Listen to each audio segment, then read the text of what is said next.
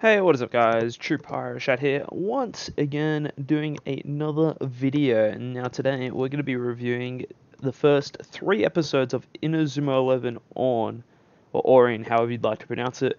Now, just one thing real quickly, I am not planning to review the last 2 episodes of Inauzma 11 Aris. The reason is because I was honestly so disappointed with how it ended. There's so many things they could have done in the season final of Aris, and it left, a lot of, it was a pretty awful ending in my opinion. There's just a lot of things that were there that were wasted. Nozuka's rebellion was stupid. The whole point of him fighting, against, what do you want to call it? The Scales of Aris. Oh, by the way, Hazaki's kick a ball in this guy's face. Oof, unlucky. That's literally how that whole issue was resolved for both of them, which I think was stupid. And on top of that, Fire Lemonade, they actually made that thing a Hizita shot. Now, the Hizita shot itself is cool, but let's be serious here, Fire Lemonade's a horrible name. And as, like, the final shot, like, the winning shot, it's lame. Like, the ending shot, like, that shot is essentially like, you have to compare that shot to moves such as the Earth, Jetstream, the Fire Tornado, the Phoenix, Fire Tornado Double Draw. Like the ending Hizito was that wins the main characters the battle, and it was just really disappointing in my opinion. So I did not enjoy the last episodes of Aris. And another thing is that Hazaki joined Doraemon and literally did nothing. That was pointless. There was literally no point being on the team. But that's a quick tangent about that. And the other point I want to make is that for those who live in Australia, I will be at PAX Australia this weekend on Saturday and Sunday, and I'll be working in the tabletop area for most of the time on the Saturday, and I'll be wandering around on the Sunday. So if you're at PAX Australia and would like to meet me, I'll be there, and yeah, that'll be pretty fun. I'm looking forward to that.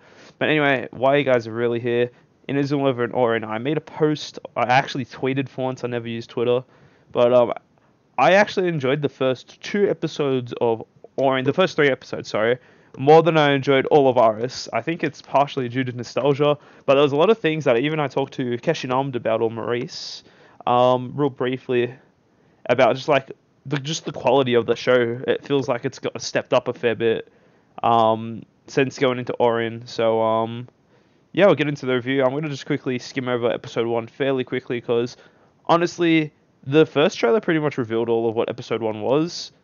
Like, legit, all episode 1 was showing off the new Inauzma 11, Inauzma Japan, sorry, and then fighting against the guy who can use the Diamond Ray move, and them getting destroyed. That's literally what was shown in the trailer. It was literally the first episode, as troll as it is. It was essentially extended a 20-minute, the extended version of that trailer, essentially. But you have some cool character moments in there, such as Asta and Hazaki visiting Nozuka in the hospital. That was a cool scene, and yeah, that was it off the top of my head. Also, interested to see if the characters. Which characters will join in Inauzma Japan later down the road? I feel like Fubuki Asta will join his brother Shiro, or even maybe replace him, but that's neither here nor there. Yeah, so that's pretty much episode 1. It was a short episode, decent way to start off. But episode 2, there are things I remember I said about Aris. It's very fast paced. Sometimes that's a good thing when they get into the stuff you want to watch, aka Orn and the old players from Inauzma Japan, so fast. So we're literally already in the first game versus I think it's Korea. I think the team is. I wasn't paying attention too much to where the enemy team was from, but starting lineup, you've got Gonji, Hazaki, Hiroto. No, sorry, not Fudo. Tatsuya, Kido's there. Kazumaru's a defender. Fudo's actually, I think he was on defense, but yeah, this episode I think it was fairly nostalgic, like watching it because I was pretty happy that Kazumaru finally got a defensive tile, which looks sick. It looks sick, that move.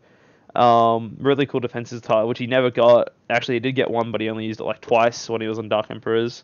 So he had that. I can't remember the name of it at the top of my head, but it's where he makes like 5 clones of himself and then won that big tornado. I think it's called Spinning Face or something like that. That was awesome. That move was really cool. Blocked that, and what else is there? They showed that Fubuki can use Ice Ground again. He didn't show that in RS. As a matter of fact, Fubuki only used combination moves in RS, but in here on, he's got Ice Ground. Looks pretty cool. Has a bit of similarities to Snow Angel, but throughout the episode you'll notice that it just, I don't know, it felt like the animation quality really stepped up a lot.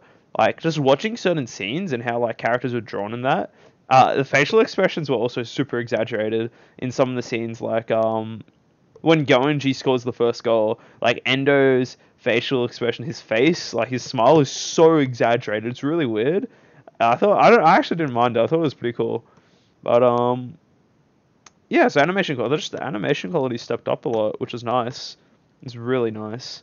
Just, RS was like, some bits I noticed were a bit clunky at times, but just as a whole, the music, the animation, the sound effects just feels like, from a development standpoint, it feels like it stepped up, and it's only the first 3 episodes. I know that's like, some people don't really care about that stuff, but I do personally do take note of that while watching the show, and it's just nice to see that it's stepping up, and that means I can enjoy my good quality show a lot more. But anyway, enough of the development side. What we care about, what actually happened. So, Red Bison, I think the name of the Korea team is. They play dirty, and apparently, it was Tatsuya, Asto, Haizaki, Fudo, and I think that was it actually. Those guys. Oh no, and I can't remember the other midfielder's name, the one that uses Ice Arrow. Can't remember his name, but they actually conveniently got practice against some rough play, so they actually were able to play around Red Bison's play, which I thought was pretty cool. And yeah, the match progresses where the whole point of like one of the plots of Aris was having the former Raymond members play as soccer enforcers, I guess. I can't remember the name, not enforcers, I can't remember the actual name of them, to level up the whole of Japan. So this match is huge for Japan, and the fact that a few of the players are stepping up, mainly, I think the one that stood out the most, obviously, even the guy from the Spain's national team was like, I saw one player practice and it motivated me to come like play with Japan, cancel my trip and play some more soccer with you guys from Japan. That person being Goenji, who stepped up a lot, and it showed that the level of Japan in the show, they're able to stand up to other teams internationally, so it was pretty cool to see that. And Goenji's new move, Last Resort, that was so epic. It was actually that one moment alone was more epic than like majority of like pretty much anything in RS. It was just done just magnificently, honestly. Like that scene where Goenji scored, I don't know if I'm blinded by nostalgia goggles or if they're actually doing things properly. That's why I'm like it's kind of hard to say, but that was one of the most epic goals ever scored in just the new Inauzuma, I guess, the Inauzuma reboot, so to speak. Like, I think back when I did the first review I uploaded, I talked about how Asto using Shining Gold didn't feel like as epic as it could have been. But because the music was bad, the timing was bad, I felt like, but this was epic. This was like towards the end of the episode. Raymond, they don't know what to do. Not Raymond. Image of Japan don't know what to do, and they find a way to break through the defense, or break through Red Bison's play, and then they get the ball to Goenji using their Hizata tactics. I can't remember the name of the tactics off the top of my head. But then Goenji just like, I'm going to show you the results of my training. Full on like ascends. He goes Super Saiyajin, dude. And so scores a goal with Last Resort, which is such a sick move. It's actually so cool. It's very different from all of other Goenji's moves, because all of his other moves have always revolved around fire. All his solo Hizatos anyway. This is like, he summons a rocket dragon, which is like, it's so cool because we're so used, like these nostalgic fans, like, Goenji's the flame striker, and then he's just doing this, and it's like, what the that was epic. That was such a good goal. And then Red Bison continues with their foul play, and one of the guys has a mirror in his shoe, and he shines it real bright, reflecting the sunlight into Goenji, and injures him while he's blinded. So that was pretty feels bad, but yeah, that was extremely feels bad. But yeah, overall the episode was great. It felt like the game was back and forth. They had to cheese Endo as always. only way Endo lets goals in is when he gets cheesed, unfortunately. So feels bad, feels bad. The guy slide tackled, bringing up a wall of dust, so Endo couldn't see the hesitant shot, which is feels bad, man. Feels bad for our boy Endo in the goals, but that's all right. I'm trying to think of other plot points from this episode because it was mainly just action, which is nice from the second episode, kind of what you want for since though it's a new season. So yeah, the episode was really enjoyable, honestly. Like when I made the tweet where I said the first two episodes of Orion were better than Iris, that was like straight after watching episode two. Not even with subtitles, just like straight just the raw footage, I guess. No subtitles. I watched it. I was like, holy shit, this is that good stuff. This is what I've been missing from OG Inauzuma. It was a great, honestly, greatest episode I reckon so far from the Inauzuma reboot. That's just my opinion though, and I could be just a hypocrite because I'd be just happy to see all the old school, the original Inauzuma 11 characters in the show. So that's yeah, kind of blinded by nostalgia, I guess, but at least I'm owning up to it because nostalgia goggles are really nice, you know. But yeah, so the when Goenji got into the episode ends with the god of goals, Hiroto, saying being announced to play on the pitch, and they did that thing again where they played the closing ending credits before he finishes his god of goals sentence. I don't understand why they do that. They like literally it's just he said he was the god of goals like straight flat out without being cut off in the next in episode 3 actually. So that was pretty troll. One thing I will say though, I love the start bit of the ending credit scene, like that dun dun dun dun dun. Dun. I think I'm doing it wrong, but I love that how it sounds. It sounds great. It sounds awesome. I really it. Always like damn. I want to watch another episode now. I'll just listen to it for a little bit, but yeah, I really like the outro, the ending theme. I guess it sounds real nice and catchy. Anyway, moving on to episode 3. Now I haven't actually had the chance to watch episode 3 with subtitles, so I don't know exactly what happens from plot perspective, like exactly what characters are saying to each other. But you know what they say, dude, a picture worth 1,000 words. So you know, let's use some of those 1,000 words to describe what happened in this episode. So there's a really cool dynamic they brought to this. So Haizaki is known as the devil of the field, or the devil of the pitch, whatever it is, whereas Hiroto is known as god of goals. So they did this kind of contradiction between each other, how essentially one's a god and the other one's the devil. So I wasn't expecting them to actually go that way with these two characters.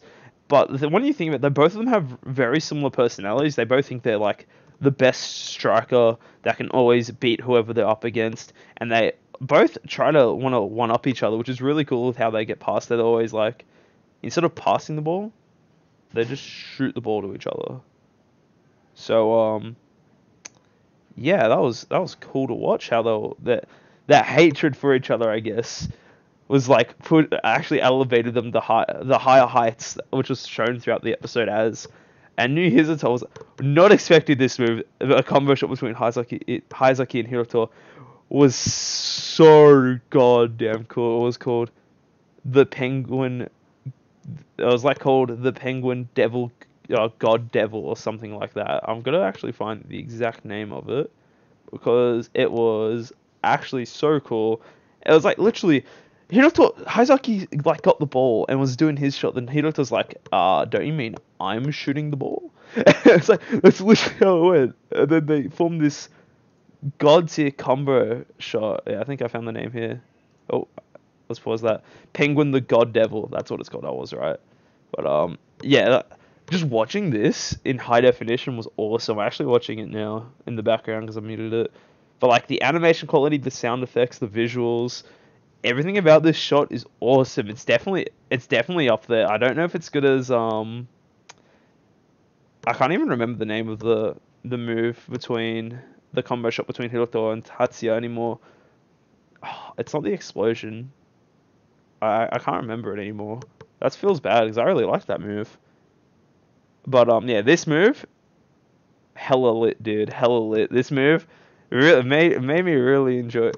It was just so cool to watch. It was the winning goal as well, and they just don't hate each other essentially. It's funny. I think it's cool interaction the two characters have with each other because their personality traits are both super similar, but they're both seen in different ways. One as the god and one as the devil, but they're like essentially the same person, I guess. So that's don't know what like psychology or beliefs they're getting into, but Inazuma just got hella serious. But yeah, that was really cool. So yes, Inazuma Japan off that do end up winning the game. To be expected. Like honestly, like if Inazuma Japan were to lose this, you know, I've been pretty trolled by the writers. Damn, Inazuma Japan already eliminated from the Football Frontier International after only one game.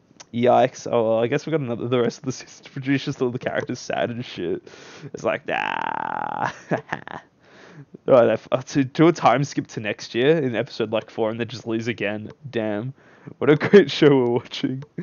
Oh, it'll be hilarious. But alas, whatever. The other, like I said before, I didn't watch the episode subtitled, but it looks like from my interpretation of what I'm watching, the shows it looks like the evil organization. There's like another organization that's like the Scales of Aris, and this time it's like called Orn, and apparently the Orn are making a new world or something like that. A few of the players, including the new character, the guy with the blue hair, I can't remember his name from Inazuma Japan. He's a part of it. He's got like the Orn tattoo on his ankle or whatever it is.